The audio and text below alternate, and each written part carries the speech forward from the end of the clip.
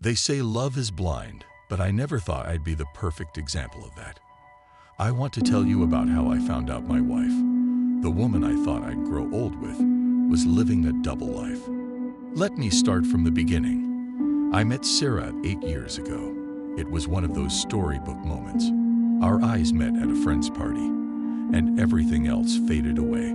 She was beautiful, confident, and had this way of making everyone in the room feel like they were the only person who mattered. We talked all night, and by the time the party was over, I was completely smitten. A few months later, we were officially a couple. It was bliss. We shared everything, our dreams, fears, and even silly little secrets.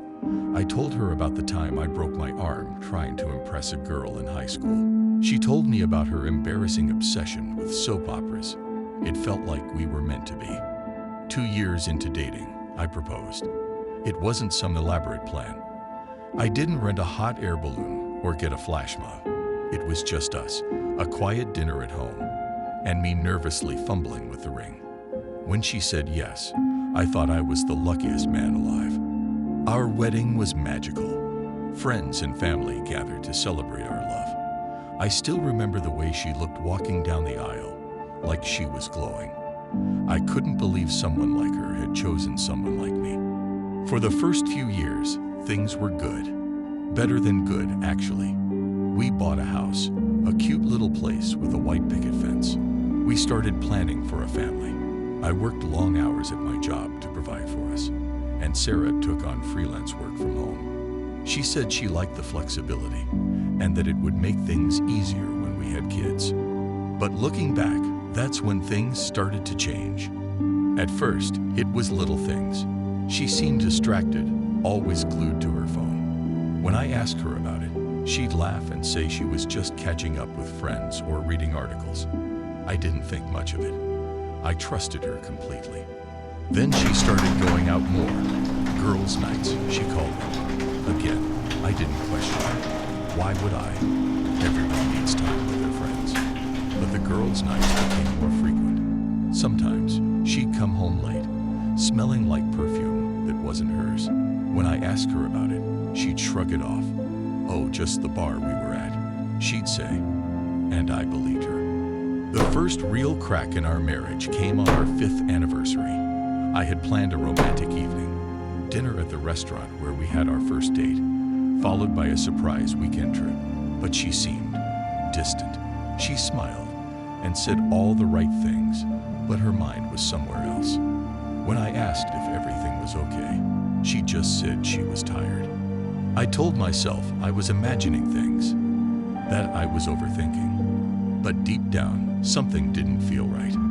One night, about a month later, she left her phone on the kitchen counter while she went to shower.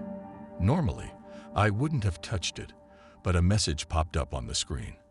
It was from someone named Mark. The preview read, "Can't wait to see you again." My stomach dropped. I knew I shouldn't, but I unlocked her phone. My hands were shaking as I scrolled through the messages. What I found made my blood run cold. They weren't just texts. They were pictures, flirty messages, and plans to meet up. It was clear this had been going on for a while. I felt like the ground had been ripped out from under me. The woman I loved, the woman I had vowed to spend my life with, was cheating on me. When she came out of the shower, I was sitting at the kitchen table, her phone in front of me. I didn't yell. I didn't scream. I just asked, "Who's Mark?" Her face went pale. For a moment, she looked like she was going to deny it, but then she sighed and sat down. "It's not what you think," she said, but her voice wavered, and I knew she was lying. I asked her how long it had been going on. She hesitated, then said, "A few months." A few months. While I was working late to provide for us, she was sneaking around with another man. I wanted to hate her. I wanted to throw her out and never see her again. But instead I asked, "Why?" She looked at me with tears in her eyes and said, "I don't know. I didn't mean for it to happen." That wasn't an answer. It didn't explain the lies, the betrayal, or the way she had been so casual about breaking my heart. We talked for hours that night, She cried. I cried. She begged me to forgive her, said it was a mistake, that she loved me and wanted to fix things. Part of me wanted to believe her. I loved her so much it hurt. But trust is fragile. Once it's broken, it's almost impossible to repair. I told her I needed time to think. For the next few weeks, we tried to make things work. She cut off contact with Mark, or so she said. We went to therapy. She promised me over and over that it was over, that she was committed to our marriage. But the damage was done. I couldn't shake the image of her with someone else. I started questioning everything. Every time she left the house, every time she picked up her phone, it was exhausting. Then, one day, I got a call.